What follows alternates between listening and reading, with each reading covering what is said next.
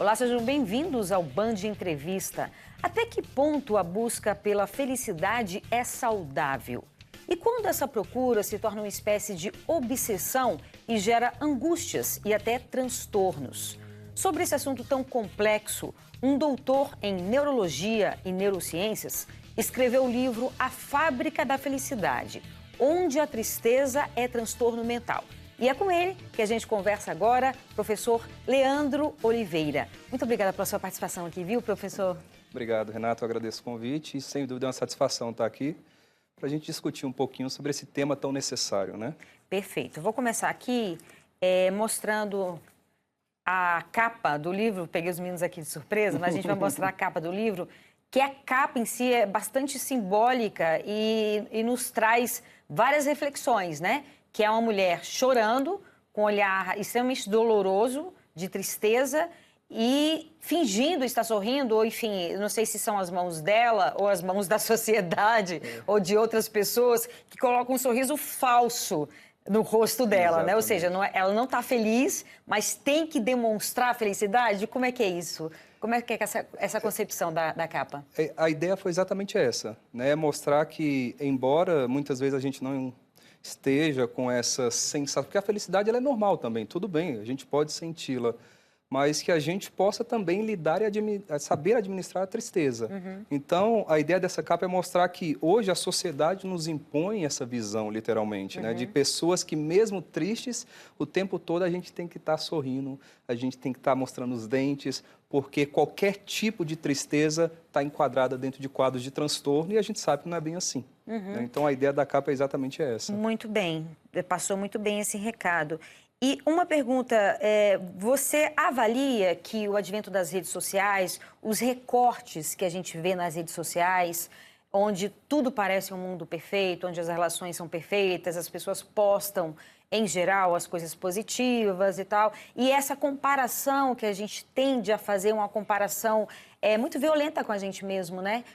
Até cruel. Essa comparação e o advento das redes sociais, isso influencia também nessa questão? Renato, sem dúvida. Eu diria que a rede social, ela serve para a gente postar a vida brilhante que a gente não tem. Né? Então, tudo aquilo que a gente deseja, Freud fala isso, né? Quando Pedro fala de Paulo, sei mais de Pedro que de Paulo. Sim. Então, a gente percebe hoje que existe uma indústria da felicidade muito forte. Se a gente não se assusta, o Brasil, por exemplo, agora 2021, de acordo com o Conselho Federal de Farmácias, a gente tomou mais de 100 milhões de caixas de estabilizadores de humor. Perceba que quando a gente pensa no conceito etimológico da palavra humor é aquilo que flui, precisa fluir. Então, se ele está estável, alguma coisa já está errado. E aí, quando a gente começa a entender que existe uma ditadura de que a gente precisa estar o tempo todo se mostrando feliz, alegre, e a rede social te cobra isso, o sistema te cobra isso, porque ninguém posta, é um local que não se posta tristeza. Ninguém posta, fiz uma prova num concurso e fui reprovado. Fui para um trabalho e não deu certo. Todo mundo só posta ou a felicidade em si, ou uma idealização, uma representação do que é esse modelo de ser feliz também. Então, sem dúvida, se a gente hoje pega como parâmetro de vida a rede social, a gente vai entrar num local extremamente perigoso. Né? Somos o país, inclusive, que mais passa tempo em redes sociais. Os dados nos preocupam tanto, Renato, que a gente passa, eu fiz esse cálculo porque cientista é meio maluco mesmo, a gente passa aproximadamente 5 horas e meia por dia em frente às telas. E esse dado, esse dado, para mim, hoje que sou educador, eu acho que sim. Então, passamos 5 horas e meia em frente às telas. Se a gente pega isso e calcula em 365 dias, são 1.825 dias. Se a gente calcula numa vida de 75 a 76 anos, claro, algumas pessoas vivem mais e outras menos, então você tem ali um intervalo de confiança, uma estatística em si, a gente passa 16 anos de uma vida em frente às telas. O reflexo do que a gente está experimentando. Pessoas deprimidas, pessoas ansiosas, pessoas buscando um ideal de felicidade que não existe, porque a vida tem desprazeres, a vida tem dissabores, e a gente precisa admitir. Né? Então, para mim, hoje, enquanto pesquisador, pesquiso, inclusive, dentro dessa temática também. Legal. Um dos nossos problemas, sem dúvida, é a rede social. Interessante a gente observar e estar atentos, né? Porque a gente tem que estar atento a gente mesmo, né?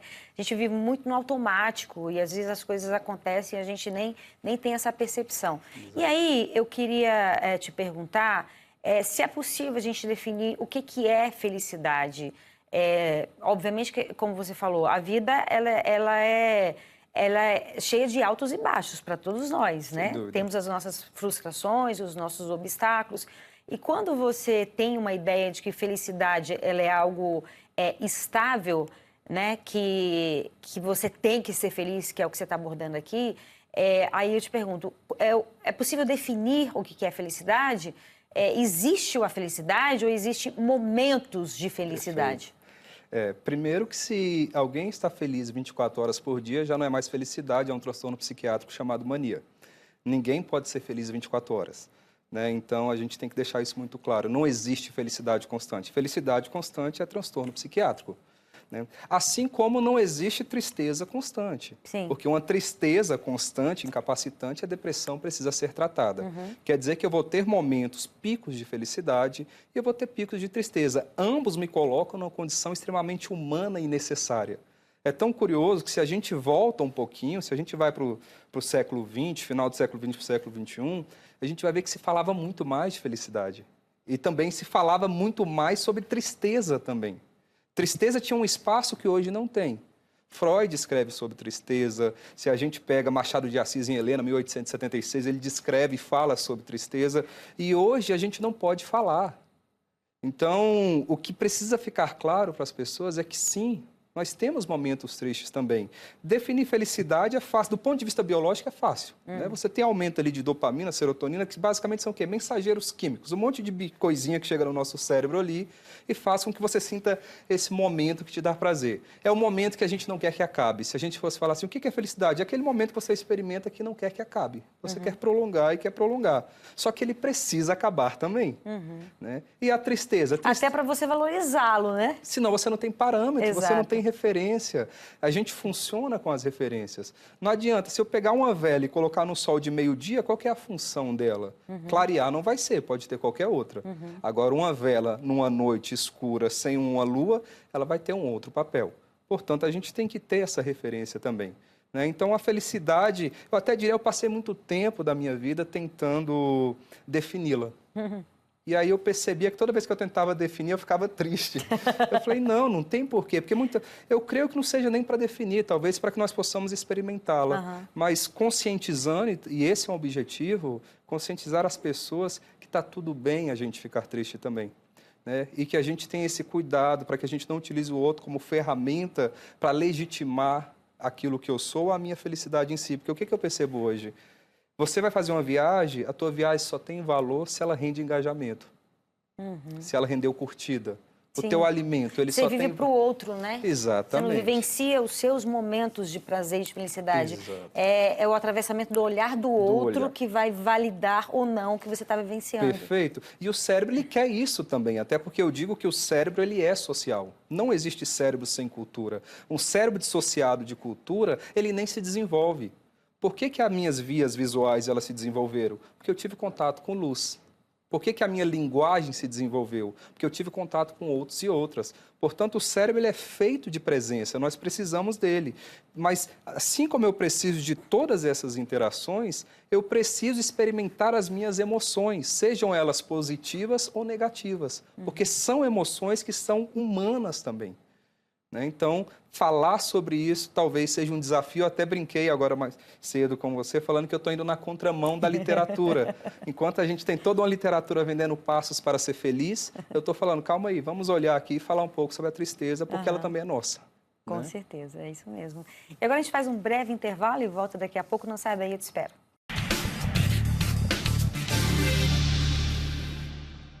Estamos de volta com o Band Entrevista, hoje falando sobre a busca pela felicidade e até que ponto essa busca é saudável. Nosso entrevistado é o doutor em Neurologia e em Neurociências, professor Leandro Oliveira.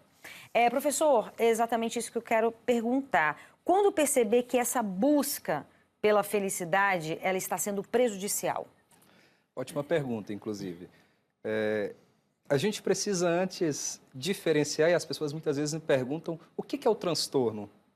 Transtorno é sempre aquilo que transborda. Ou seja, não quer dizer que não tenha nada em pessoas que têm transtorno que não tenham em pessoas que não tenham. Qual que é a diferença? A diferença é quando transbordou. Por exemplo, o que é a mania, que é aquela felicidade exacerbada, que a pessoa não consegue sair dela, que quer comprar carro, quer comprar roupa, gasta tudo? É o momento em que você sai dessa linha que ela tem ali. Quando a gente pensa num transtorno bipolar, por Sim. exemplo, você transita entre dois polos, ou o polo da mania ou o polo da depressão, propriamente dito. Né? Ou seja, quando essa busca faz com que você não consiga, por exemplo, trabalhar direito, se alimentar direito, ter relações saudáveis, quando essa busca não te possibilita ter relações humanas, como eu já falei, nós somos feitos de presença. Qualquer busca que nós tenhamos para que a gente comece a se isolar, para que a gente não se relacione com outros e outras, é sempre patológico. Claro, eu sempre repito isso e preciso falar novamente. Tem pessoas que têm mais fome de solidão do que outras. E está tudo bem. Agora, assim, não vou agora mais, não quero ver mais ninguém, a minha busca é incessante para ser feliz, eu tenho que ser feliz, eu não posso mais deixar de ser feliz. Quando isso interfere na tua rotina, na tua atividade diária, isso já começa a se preocupar, né? Já começa a ser preocupante. Portanto, qual que é o limite? O limite é aquilo que não te sequestra, que não te roube ao ponto de você não conseguir se relacionar, não conseguir trabalhar, não conseguir cuidar dos teus filhos, das tuas filhas e assim sucessivamente. Né? Esse seria o limite. Mas repito novamente, esse é o limite na busca pela felicidade, mas quando a gente traz na tristeza também, a gente tem que pensar no limite dela, porque senão a gente afunda em uma depressão. Agora, tem um autor que eu gosto bastante, Rubem Alves, ele escreve um livro em 2008, se eu não me engano, que por mim o livro só precisava da capa, ele não precisava de mais nada. E a capa diz o seguinte: ostra feliz não faz pérola. Sim. Né? E aí, quando você começa a ler o livro, você vai entender. Porque o que é a pérola? A pérola, ela vai ser o quê? A ostra está ali, um grão de areia cai lá na ostra, aquilo causa desconforto, e como uma forma desse desconforto passar, a ostra vai fazendo um revestimento. E esse revestimento ela vai produzir na pérola. Portanto, não é toda ostra que produz pérola, somente aquelas que sofrem. E eu até brinco, eu digo inclusive, se talvez as ostras houvessem descoberto a fluoxetina antes, não teria pérolas no mundo. Né? E essa é a grande realidade, não teríamos pérolas. E a gente faz uma coisa curiosa, para a gente lidar com a nossa tristeza, a gente compra pérola, que é resultado do desconforto da ostra. Né? Olha o tanto que é curioso Paradoxo, isso tudo. né? Exatamente. Bem paradoxal. E assim, eu percebo também que, mesmo diante de perdas, as pessoas têm dificuldade em viver até o próprio luto, né? Mesmo diante de tragédias, que é absolutamente natural e saudável, né? Porque a própria psicanálise, a psicologia fala, se você vai acumulando dores, é saudável você viver o luto, é necessário você viver o luto. Porque chega um momento que essa conta vem até você. Sem dúvida. E quando ela vier, ela vai estar uma conta altíssima.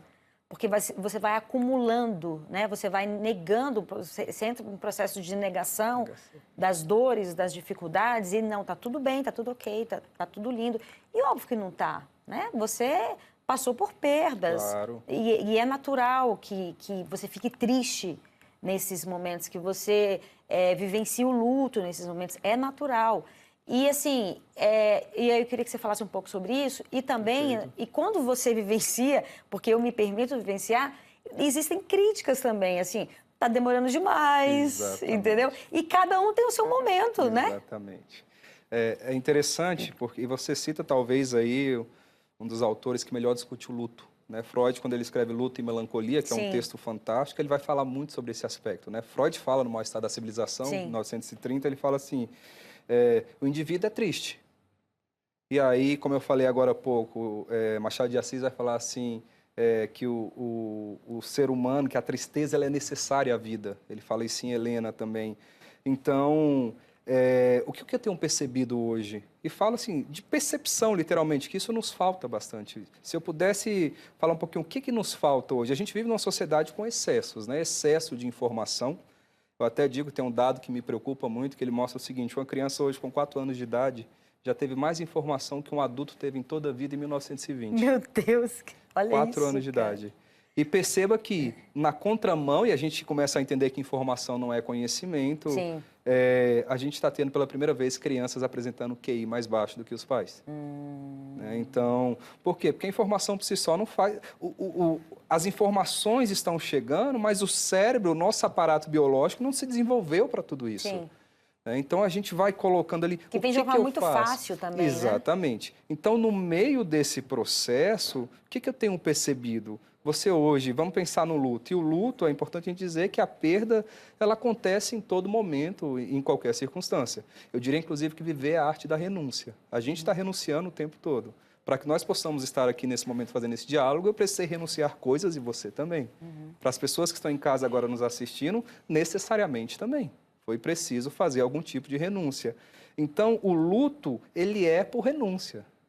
Ele vem de uma perda. Agora, quando a gente traz o caráter da perda, da morte em si, o que eu percebo? Eu percebo hoje que as pessoas não estão nem admitindo. Lembra que se tinha um ritual de sepultamento, de velório? A gente tinha um ritual. As pessoas eram veladas em casa, 24 horas, esperava chegar parente, conversava. Você tinha todo um ritual e se vela por 2 horas, enterra e acabou. Corre que vida que segue. Né? E, além disso, as pessoas que estão lá estão todas dopadas. Sim. Um monte tomando Rivotril sublingual, outros fluoxetina, outros sertralina, outros... E assim nós vamos indo e vamos indo. Nada contra os fármacos, não é isso que eu quero dizer. Sim. Mas o meu problema é essa farmacolatria. Nós não podemos tê-la. E é o que está acontecendo também. Né? Então, assim, é preciso admitir. A perda, quando ela acontece, eu tenho que criar uma intimidade com ela. Eu sempre digo nas emoções que o cérebro só lida com aquilo que ele reconhece. Se ele não reconhece, ele não sabe lidar. Ou seja, e para reconhecer, eu preciso admitir. Eu falo, eu escrevo no meu outro livro, escrevendo sobre inveja. Eu falo, a gente só consegue lidar com a inveja quando a gente admite que a gente a tem. A gente só consegue lidar com a tristeza quando eu entendo que ela está em mim também. E são sentimentos naturais que todos nós temos. E necessários, né? São naturais, a gente precisa ter. Precisamos passar por isso. Então, quando a gente vai para esse lado do luto, se a gente não admite, se a gente não significa... Eu sempre faço analogia, principalmente dentro da tradição cristã católica, que eles dizem o seguinte... na tradição da igreja como um todo, qual que é a forma mais fácil, com toda licença a palavra em si, coloco aspas, de se exorcizar um demônio, algo do tipo? É quando você sabe o nome. É assim que a gente lida com as nossas emoções, com as nossas perdas. Quando eu sei o nome, quando eu trago isso para a consciência e me aproprio dessa psicanálise também, eu consigo, ou para o córtex cerebral, utilizando a linguagem neurocientífica, eu consigo ter autoridade para conseguir lidar com isso. Agora, se eu chego dopado em um velório que dura 2 horas, para que eu possa, então, fazer ali uma despedida breve, porque daqui a pouco eu preciso voltar a trabalhar e produzir e gerar capital, claro que eu vou adoecer, claro que eu vou ficar entre os países mais deprimidos e ansiosos do mundo, que são os dados que nós temos agora da Organização Mundial de Saúde em 2017. É um problema. Exatamente. Muito bem, agora a gente faz mais um breve intervalo e volta daqui a pouco. Não sai daí, eu te espero.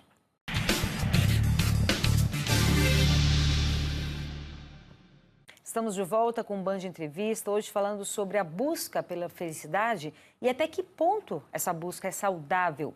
O nosso entrevistado é o doutor em Neurologia e Neurociências, professor Leandro Oliveira. Professor, existe um ideal de felicidade que é imposto pela sociedade? Sem dúvida. Até porque se não existisse, talvez a gente não adoecesse tanto. Porque se a gente pudesse viver em torno daquilo que a gente idealiza em si, seria inclusive mais interessante. Então existem arquétipos de como ser feliz.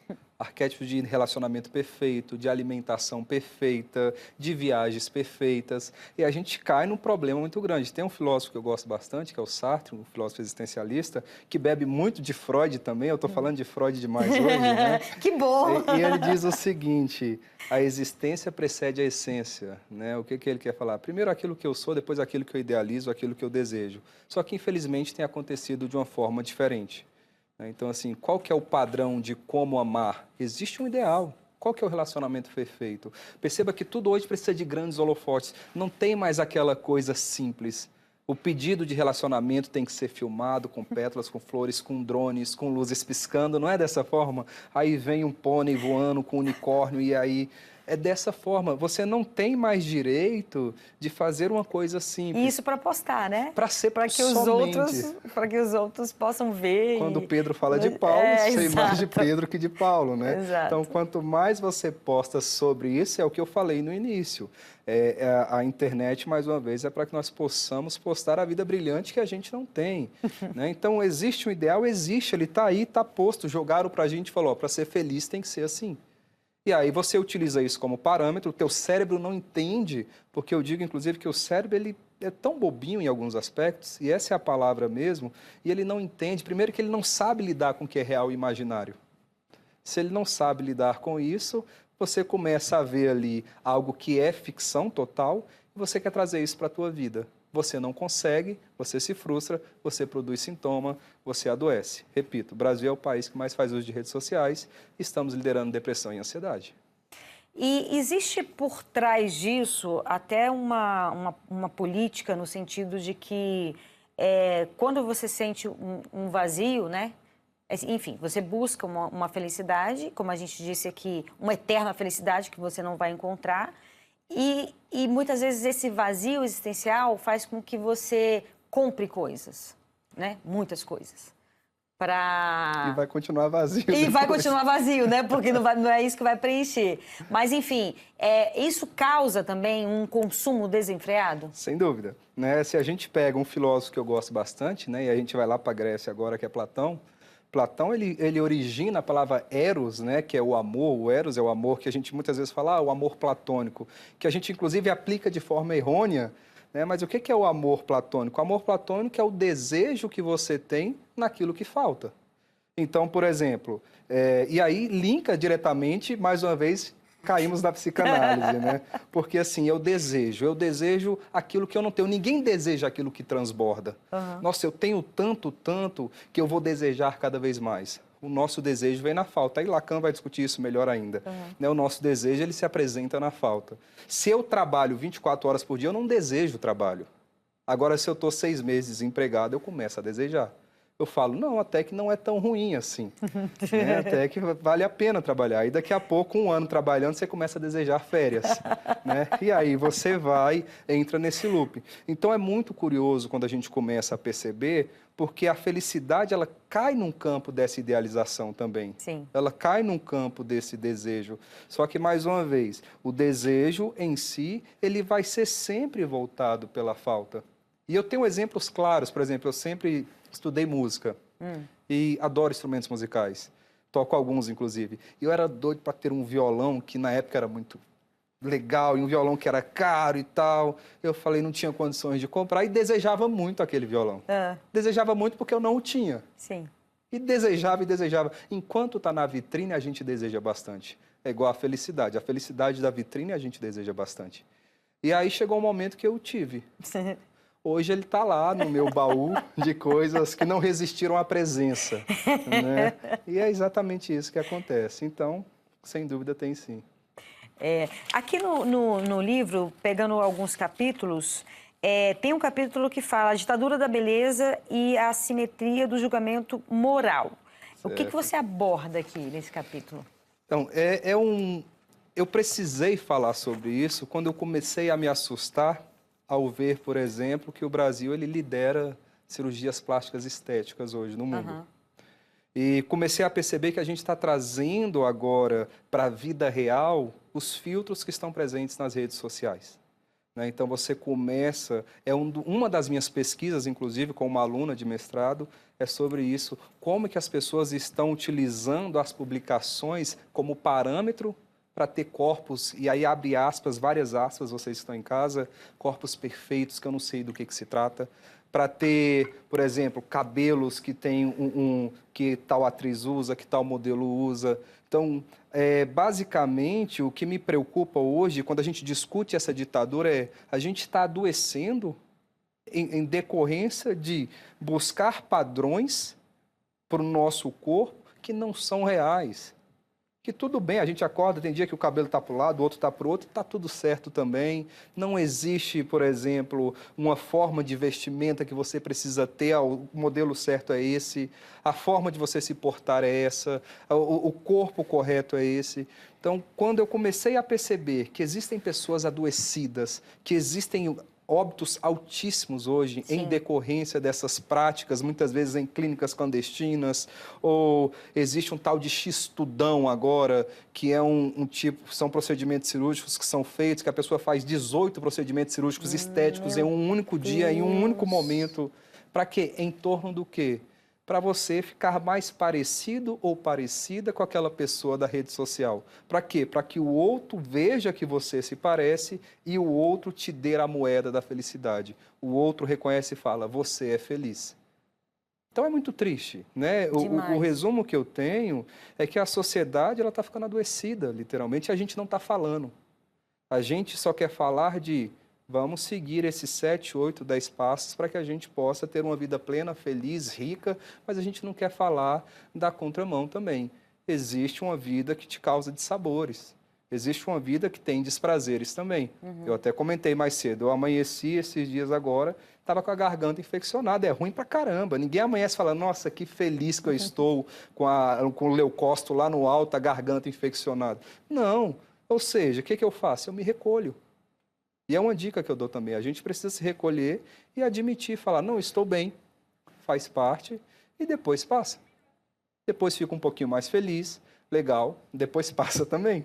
Né? E assim a gente segue desejando, né? E está tudo certo. Beleza. Professor, rapidamente, a gente está com o nosso tempo quase chegando ao fim, infelizmente. Aonde as pessoas podem encontrar o seu livro? Então, ele está disponível, eu diria que praticamente todas as livrarias que a gente tem online hoje, né? Também nas livrarias Na Leitura, vai estar na versão física. Nós vamos ter em São Paulo, na Martins Fontes. Então, assim, se der um Google, colocar o nome do livro, já vai aparecer aí, a internet inteira já tem para compra, tanto na versão física quanto digital. Muito obrigada, viu? Foi maravilhosa a nossa conversa. Muito Obrigado obrigada. você. O Band Entrevista fica por aqui. Você pode acompanhar o nosso programa pelo YouTube, no canal Band Brasília e no Spotify, no endereço TV Band Brasília. Obrigada pela sua companhia, aproveite seu fim de semana e até sábado que vem. Um beijo. Tchau, tchau.